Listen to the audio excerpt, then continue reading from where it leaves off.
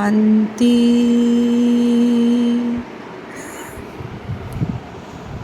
3/6/2024 প্রাতঃমুরলি। ওম শান্তি। বাপদাদা মধুবন। আজকের বাপদাদার অমূল্য মহাবাক্য হচ্ছে, মিষ্টি বাচ্চারা, বিশ্বের মালিক যিনি বানান সেই বাবাকে অত্যন্ত প্রেমের সাথে স্মরণ করো। স্মরণের দ্বারাই তোমরা শতপ্রধান হবে। বাবা বলছেন, মিষ্টি বাচ্চারা মিষ্টি বাচ্চারা বিশ্বের মালিক যিনি বানান সেই বাবাকে তাহলে অত্যন্ত প্রেমের সাথে অর্থাৎ আগ্রহের সাথে স্মরণ করো। স্মরণের দ্বারাই তোমরা শতপ্রধান হবে। প্রশ্ন, এমন কোন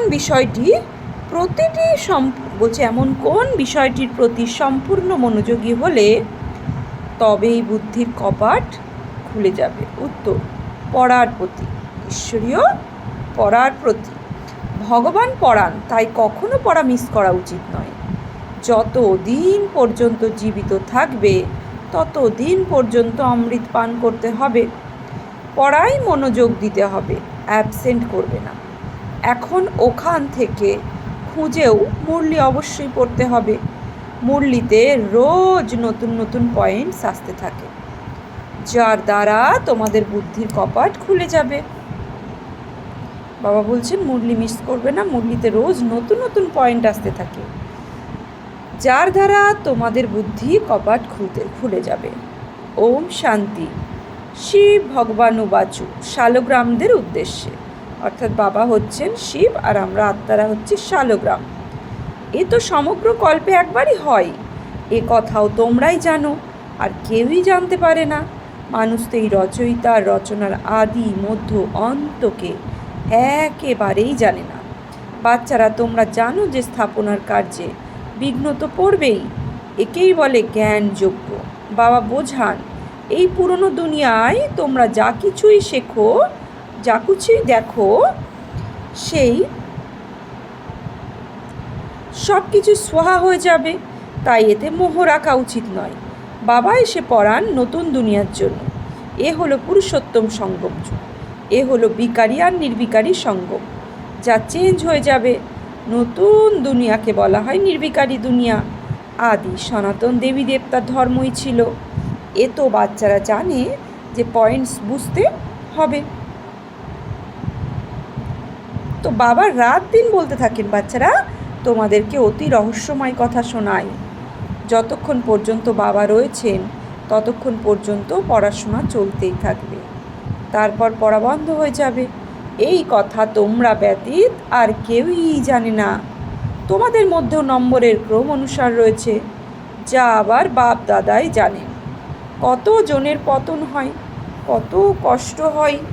এমনও নয় যে সবাই পবিত্র হয়ে থাকতে পারবে, এমন নয় যে সকলে সদাই পবিত্র হয়ে থাকতে পারে। পবিত্র না থাকলে আবার সাজা ভোগ করতে হয়। মালার দানারাই পাস উইথ অনার্স হয়, আবার প্রজাও হয়। এ হলো খুব ভালোভাবে বোঝার মতন বিষয়। তোমরা যদি কাউকে বোঝাও তখন কি সে বুঝতে পারবে? না, পারবে না, সময় লাগে। তাও আবার বাবা যতখানি বোঝাতে পারেন তোমরা ততখানি পারো না। রিপোর্টস ইত্যাদি যা আসে সেসব তো বাবাই জানেন, যে অমুক বিকারে পতিত হয়েছে, এই হয়েছে। নাম তো বলতে পারবে না, নাম বলে দিলে তো আবার তার সঙ্গে কেউ কথা বলতে পছন্দ করবে না। সকলে ঘৃণা করবে, ঘৃণার দৃষ্টিতে দেখবে, সকলের হৃদয় থেকে সরে যাবে। সারা উপার্জনই নষ্ট করে দেয়, অর্থাৎ কামাই। এ তো যে ধাক্কা খেয়েছে সে জানে, আর বাবা জানে। এ হলো অতি গুপ্ত কথা। তোমরা বলো যে অমুকের সঙ্গে দেখা হয়েছিল, ওনাকে খুব ভালো করে বুঝিয়েছি, উনি সেবায় সহায়তা করতে পারেন। কিন্তু সে তো তখনই সম্ভব যখন সে সম্মুখে হাজির হবে, তাই না? মনে করো তোমরা গভর্নরকে খুব ভালো করে বোঝালে, কিন্তু তিনি কাউকে বোঝাতে পারবেন না। যদি তিনি কাউকে বোঝাতে পারেন তবেই বিশ্বাস হবে, তাই না? যার বোঝার হবে সে অবশ্যই বুঝবে। অন্যকে কি বোঝাতে পারবে? না, পারবে না। বাচ্চারা, তোমরা তো বোঝাও যে এ হলো কাঁটার জঙ্গল, এরই আমরা মঙ্গল করি। মঙ্গলম ভগবান বিষ্ণু বলা হয়, তাই না? এই শ্লোক ইত্যাদি সব ভক্তিমার্গের। মঙ্গল তখন হয় যখন বিষ্ণুর রাজ্য থাকে, বিষ্ণুর অবতারণ দেখানো হয়। বাবা তো সব কিছুই দেখেছেন, তিনি তো অনুভবী, তাই না? সমস্ত ধর্ম অবলম্বীদেরই ভালোভাবে জানেন বাবা যার শরীরে আসবেন তার পার্সোনালিটি তো বিশেষ হওয়া চাই, তাই না?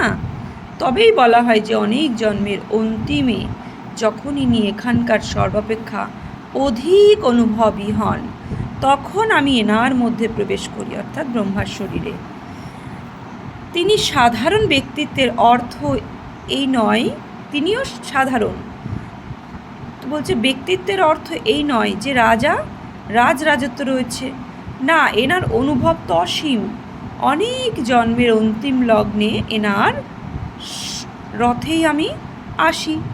তোমাদের বোঝাতে হবে যে এখন রাজধানী স্থাপন হচ্ছে, মালা তৈরি হয়। এই রাজধানী কিভাবে তৈরি হচ্ছে, কেউ রাজা রানী, কেউ আবার কি হচ্ছে, এসব কথা তো একদিনেই কেউ বুঝতে পারবে না। অসীম জগতের পিতাই অসীম জগতের উত্তরাধিকার দেন, ভগবান এসে বোঝান। তাও কি সবাই পবিত্র হবে না? বলছে তাও কি সবাই পবিত্র হবে? না, হবে না। অতি কষ্টে কেউ হবে। এ কথা বুঝতে তো সময় চাই। কত সাজা ভোগ করে, শাস্তি ভোগ করে প্রজা হয়। বাবা বোঝান, বাচ্চারা তোমাদের অতি মিষ্টি হতে হবে, কাউকে দুঃখ দেবে না। বাবা আসেনি সকলকে সুখের রাস্তা বলে দিতে, দুঃখ থেকে মুক্ত করতে। তাহলে আবার অন্য কাউকে কিভাবে দুঃখ দেবে? বাচ্চারা এই কথা কেবল তোমরাই জানো, বাইরের লোকেরা সহজে কথা বোঝে না। যা কিছু সম্পর্ক ইত্যাদি রয়েছে সেসবের থেকে মায়া কাটিয়ে উঠতে হবে, ঘরে থাকতে হবে, কিন্তু নিমিত্ত মাত্র হয়ে। এ কথাও যেন বুদ্ধিতে থাকে যে এই সমগ্র দুনিয়া সমাপ্ত হয়ে যাবে, কিন্তু এই খেয়ালও কারোর থাকে না। যে বাচ্চারা অনন্য হয় তারা বোঝে, তারাও এখনই তো শেখার পুরুষার্থ করতে হবে। অনেকে ফেলও করে যায়, মায়ার চক্কর অনেক চলে, সেও অতি বলবান, কিন্তু এই কথা কি আর কাউকে বোঝাতে পারবে? না, বোঝাতে পারবে না। তোমাদের কাছে আসে, বুঝতে চাই এখানে কি হয়, এ তো রিপোর্ট ইত্যাদি কেন আসে? এসব লোকেদের আবার বদলি হতে থাকে, তখন আবার একজনকে বসে বোঝাতে হয়। তখন তারা আবার বলে, এ তো অত্যন্ত ভালো সংস্থা, রাজধানী স্থাপনের বিষয় অত্যন্ত গুহ্য গোপনীয়। বাচ্চারা অসীম জগতের পিতাকে পেয়েছে, তাই তাদের কত উৎফুল্ল থাকা উচিত। আমরা বিশ্বের মালিক অর্থাৎ দেবতা হতে চলছি, তাই আমাদের মধ্যে অবশ্যই দেবী গুণ থাকা উচিত। এই অবজেক্ট তো সম্মুখে রয়েছে, এনারা হলেন নতুন দুনিয়ার মালিক। এ কথা তোমরাই বোঝো। আমরা পড়ি অসীম জগতের বাবার কাছে, যিনি নলেজফুল, তিনি আমাদের পড়ান। আবার এই নলেজ পায় অমরপুরী বা হ্যাভেনে যাওয়ার জন্য। আসবে তারাই যারা প্রতি কল্পে রাজত্ব নিয়েছে। পূর্বে কল্পের মতোই আমরা আমাদের রাজধানী স্থাপন করছি। এই মালা তৈরি হচ্ছে নম্বরের ক্রম অনুসারে। যেমন স্কুলেও যারা ভালো মতন পড়াশুনো করে তারা স্কলারশিপ পায়, তাই না? ওসব হলো পার্থিব জগতের কথা, আর তোমাদের কথা হলো অসীম জগতের। তোমরা যারা বাবার সহায়তা হও অর্থাৎ সাহায্যকারী হও, তারাই উচ্চ পদ লাভ করো। বাস্তবে তো সহায়তা নিজেকেই করতে হবে, পবিত্র হতে হবে, শতপ্রধান ছিলে পুনরায় হতে হবে। তো পুনরায় অবশ্যই হতে হবে, বাবাকে স্মরণ করতে হবে, উঠতে বসতে চলতে ফিরতে বাবাকে স্মরণ করতে পারো। যে পিতা আমাদের বিশ্বের মালিক বানান, তাকে অতি প্রেমপূর্বক স্মরণ করতে হবে, কিন্তু মায়া ছাড়ে না। অনেক প্রকারের ভিন্ন ভিন্ন রকমের রিপোর্টস লেখে বাবা আমাদের মায়ার বিকল্প, বিকারী সংকল্প অনেক আসে। বাবা বলেন এটা তো যুদ্ধের ময়দান, তাই না? 5 বিকারের উপর বিজয় লাভ করতে হবে। তোমরাও বোঝো যে বাবাকে স্মরণ করেই আমরা শতপ্রধান হই। বাবা এসে বোঝান, কিন্তু ভক্তিমার্গের লোকেরা কেউই জানে না। এ হলো পড়া। বাবা বলেন তোমরা পবিত্র কিভাবে হবে? তোমরা পবিত্র ছিলে, আবার হতে হবে। দেবতারা তো পবিত্র, তাই না? তো বাচ্চারা তো জানে আমরা হলাম স্টুডেন্ট, এখন পড়ছি, ভবিষ্যতে আবার সূর্যবংশীয় রাজত্বে আসব। তার জন্য পুরুষার্থ ভালোভাবে করতে হবে। সব কিছু মার্কসের ওপরই নির্ভর করে। যুদ্ধের ময়দানে পরাজিত হলে চন্দ্রবংশীতে চলে যায়। ওরা আবার যুদ্ধের কথা শুনে তীর ধনুক ইত্যাদি দিয়ে দিয়েছে। ওখানে কি বাহুবলের লড়াই ছিল যে তারা তীর কামাল ইত্যাদি প্রয়োগ করেছিল? এ হচ্ছে শুদ্ধ সংকল্পের তীর, যা ছুড়ব তাই হবে। তো ওরা স্থূল তীর দিয়ে দিয়েছে, এমন কোনো কিছু কথা নয়। পূর্বে তীর ধনুক নিয়ে লড়াই চলত, এই সময় পর্যন্তও তার চিহ্ন রয়েছে। কেউ কেউ তো তীর চালানোই অতি দক্ষ। এখন এই জ্ঞানে তো লড়াই ইত্যাদির কোনো কথা নেই। তোমরা জানো যে শিব বাবা হলেন জ্ঞানের সাগর, যার কাছ থেকে আমরা এই পদ প্রাপ্ত করি। এখন বাবা বলছেন যে দেহ সহ দেহের সর্ব সম্বন্ধগুলি থেকে মোহ সরিয়ে নাও। এ শ্রীমদ্ভগবদ্ গীতা শ্লোক, সর্বধর্মান্য পরিত্যাজ মামেকম শরণম ব্রজ। দেহ সহিত দেহের সর্বধর্ম পরিত্যাগ করে আমাকেই স্মরণ করো। এসবই হলো পুরনো। নতুন দুনিয়া ছিল সূর্যবংশী, গোল্ডেন এজ অর্থাৎ ভারত। ভারতের নামের কত খ্যাতি ছিল। প্রাচীন যোগ করে আর কেউ বলছে, প্রাচীন যোগ করে আর কে শিখিয়েছিল? যোগ কবে আর কে শিখিয়েছে এ কথা কারো জানা নেই, যতক্ষণ পর্যন্ত না স্বয়ং ঈশ্বর এসে বোঝান। এ হলো নতুন জিনিস। প্রতিকল্পে যা হয়ে এসেছে তাই পুনরায় রিপিট হবে, এর কোনো তফাৎ হতে পারে না। বাবা বলেন এখন এই অন্তিম জন্ম পবিত্র থাকলে পরে 21 জন্ম পর্যন্ত তোমরা কখনো অপবিত্র হবে না। বাবা কত ভালোভাবে বোঝান। তাও সকলেই কি একরস হয়? বলছে তাও সকলেই কি একরস হয়ে পড়া করে? না, পড়ে না। রাত দিনের পার্থক্য। আর সেই পড়ার জন্য কিন্তু একটু পরেই পালিয়ে যায়। যারা ভালো মতন পড়ে তারা নিজের অনুভব শোনায়, কিভাবে আমরা এসেছি, তারপর কিভাবে আমরা অপবিত্র প্রতিজ্ঞা করছি, পবিত্রতার প্রতিজ্ঞা করেছি।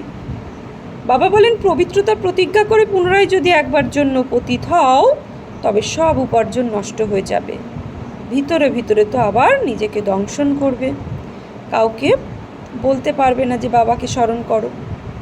বিকারের জন্যই তো জিজ্ঞাসা করে, এটাই তো মুখ্য বিষয়। বাচ্চারা তোমাদের এই পড়াশুনো নিয়মিত করতে হবে। বাবা বলেন আমি তোমাদের নতুন নতুন কথা শোনাই। তোমরা হলে স্টুডেন্ট, তোমাদের ভগবান পড়ান, তোমরা হলে ভগবানের স্টুডেন্ট। এমন উচ্চ থেকে উচ্চ পড়াকে তো একদিনও মিস করা উচিত নয়। একদিন যদি মুরলি না শোনো তবে অ্যাবসেন্ট হয়ে যাবে। ভালো ভালো মহারথীরাও মুরলি মিস করে। তারা মনে করে যে আমরা তো সব জানি, মুরলি না পড়ি তো কী হয়েছে, আরে অ্যাবসেন্ট হয়ে যাবে, ফেল করে যাবে। স্বয়ং বাবা বলেন রোজ এমন ভালো ভালো পয়েন্টস শোনায়, যা সময় মতো বোঝালে অনেক কাজ আসবে। যদি না শোনো তখন তা কার্যে কীভাবে আনবে? যতদিন পর্যন্ত জীবিত থাকবে অমৃত পান করতে হবে, শিক্ষাকে ধারণ করতে হবে। অ্যাবসেন্ট কখনোই হওয়া উচিত নয়। এখানে ওখানে থেকে স্টুডেন্ট বুঝে এখানে ওখানে থেকে খুঁজে কারো কাছ থেকে নিয়ে মুরলি পড়া উচিত। অহংকার থাকা উচিত নয়।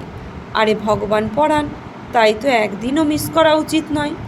এমন এমন পয়েন্টস বের করো যাতে তোমাদের বা অন্য কারোর দ্বার খুলে যেতে পারে। আত্মা কি, পরমাত্মা কি, কীভাবে পার্ট প্লে করে, এসব বোঝার জন্য সময় চাই। শেষে শুধু এটাই স্মরণে থাকবে যে নিজেকে আত্মা নিশ্চয় করে বাবাকে স্মরণ করো, কিন্তু এখন বোঝাতে হয়। শেষে এই অবস্থাই হবে। বাবাকে স্মরণ করতে করতে চলে যেতে হবে। স্মরণের দ্বারাই তোমরা পবিত্র হয়ে যাবে। কতটা হয়েছ তা তো তোমরাই বুঝতে পারবে। বাবা কি বলছে? শেষে এই অবস্থা হবে। বাবাকে স্মরণ করতে করতে চলে যেতে হবে। স্মরণের দ্বারাই তোমরা পবিত্র হয়ে যাও। কতটা হয়েছো তা তো তোমরাই বুঝতে পারো। অপবিত্র শক্তি অবশ্যই কম হবে। মুখ্য হলো অষ্টরত্ন। যারা পাস তনার হবে তারা কোনো সাজা ভোগ করে না। এ হলো অতি সূক্ষ্ম বিষয়। এই পড়া কত উচ্চ, কখনো এই স্বপ্নেও ছিল না যে আমরা দেবতা হতে পারি, তাই না? বাবাকে স্মরণ করলেই তোমরা পদম ভাগ্যশালী হয়ে যাও। এর কাছে তো এই সব কাজকর্ম ইত্যাদি কোনো কিছুই কোনো কাজের নয়, কোনো জিনিসই কার্যে আসবে না, তবুও তো করতেই হবে। এ কথা কখনোই খেয়ালে আসা উচিত নয় যে আমরা শিব বাবাকে দিই, আরে তোমরা তো পদমপতি হও। দেওয়ার কথা স্মরণে এলে তখন আর শক্তি কম হয়ে যায়। এখন ঈশ্বরের উদ্দেশ্যে দান পুণ্য করেন নেওয়ার জন্য। একে কি দেওয়া বলে? না, বলে না। ভগবান তো দাতা, তাই না? পরজন্মে কত দেয়, এও ড্রামায় ফিক্সড হয়ে রয়েছে। ভক্তি মার্গে তো খুব অল্প কালের জন্য। তোমরা অসীম জগতের পিতার কাছ থেকে অসীম জগতের সুখের উত্তরাধিকার পাও। আচ্ছা, মিষ্টি মিষ্টি হারানিধি বাচ্চাদের প্রতি পিতা বাপদাদার স্মরণের স্নেহ সুমন আর সুপ্রভাত। আত্মাদের পিতা তার আত্মারূপী বাচ্চাদের জানাচ্ছেন নমস্কার, সুপ্রভাত, ধন্যবাদ। আমরা আত্মারূপী বাচ্চারা আত্মারূপী বাপদাদাকে জানাচ্ছি নমস্কার, সুপ্রভাত, ধন্যবাদ। ধারণার জন্য মুখ্য সার: 1. যতদিন পর্যন্ত জীবিত থাকবে অমৃত পান করতে হবে, শিক্ষাগুলিকে ধারণ করতে হবে। ভগবান পরাণ, তাই মুরলি একদিনও মিস করবে না। পদম গুণ উপার্জন করতে হলে ঘরে নিমিত হয়ে থাকে কাজকর্ম করবে, এক পিতার স্মরণে থাকতে হবে। বরদান: প্রসন্নতার আধ্যাত্মিক পার্সোনালিটির দ্বারা সবাইকে অধিকারী বানানোর গায়ন আর পূজনযোগ্য। বাবা কি বলছেন? প্রসন্নতার আধ্যাত্মিক পার্সোনালিটির দ্বারা সবাইকে অধিকারী বানানোর গায়ন আর পূজনযোগ্য ভব। বিস্তার হচ্ছে, যে সকলের থেকে সন্তুষ্টতার সার্টিফিকেট নেয় সে সর্বদা প্রসন্ন থাকে। তাহলে প্রত্যেকের ব্যবহার, প্রত্যেকের দিক থেকে যা কিছুই আসুক তাতে কি থাকতে হবে? আমাকে সন্তুষ্ট থাকতে হবে, তবে সন্তুষ্ট সার্টিফিকেট মিলবে, তবেই তুমি প্রসন্ন হতে পারবে সর্বক্ষেত্রে। আর এই প্রসন্নতার আধ্যাত্মিক পার্সোনালিটির কারণে সুনাম ধন্য অর্থাৎ গায়ন আর পূজন যোগ্য হয়ে যায়। তোমাদের অর্থাৎ শুভ চিন্তক প্রসন্ন চিত্ত আত্মাদের দ্বারা সকলের যে খুশির আর আশ্রয়ের সাহসের ডানার উৎসাহ উদ্দীপনা প্রাপ্ত হয়, এই প্রাপ্তি কাউকে অধিকারী বানিয়ে দেয়। তো বাবার কাছ থেকে যে সুখ শান্তি উৎসাহ উদ্দীপনা প্রাপ্ত হয়, এই প্রাপ্তি আমাদের কি করে দেয়? অধিকারী বানিয়ে দেন, তাই না? কিসের অধিকারী? বাবার সমস্ত শক্তি আর গুণের অধিকারী বানিয়ে দেয়। তো কেউ ভক্ত হয়ে যায়। আচ্ছা, স্লোগান: বাবার থেকে বরদান প্রাপ্ত করার সহজ সাধন হলো হৃদয়ের স্নেহ। বাবার থেকে বরদান প্রাপ্ত করার সহজ সাধন হলো হৃদয়ের স্নেহ। তো আজকের আমি সমান নেব যে আমি পূজার আর গায়নযোগ্য আত্মা। তো ওম শান্তি।